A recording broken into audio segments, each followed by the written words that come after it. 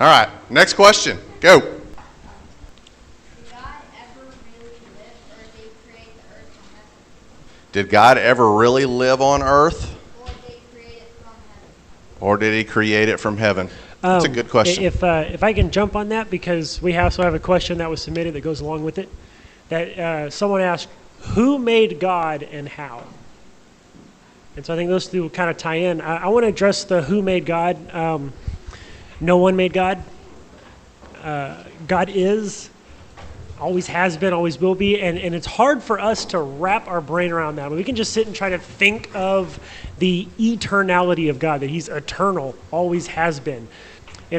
Science tells us that you can't make something out of nothing. And so how could God, if he is something, have always been something? Because there would have been something after. And you can just sit there and go in circles over and over and over again trying to figure that out. But that's part of the majesty, the awesomeness, the glory that is God, is because God always has been.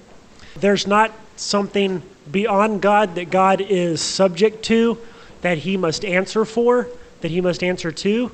He is God. He is above all things. He is beyond all things.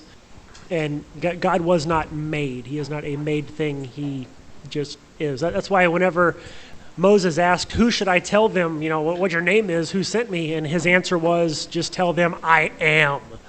And it's just that idea, we say I am, and that's kind of a basic little statement. But in the Hebrew, my understanding is that just encompasses the entirety of being. He just simply is God.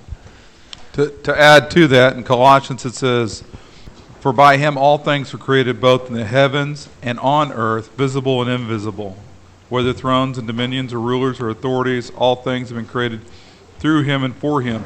He is before all things, and in him all things hold together. So even before heaven, God was, okay, and is. Also, the very, very, very first verse of the Bible says, in the beginning, God. So God was there in the beginning. He is the beginning. He is the end. He is the Alpha, the Omega. There is no timeline for God. Does that answer your question?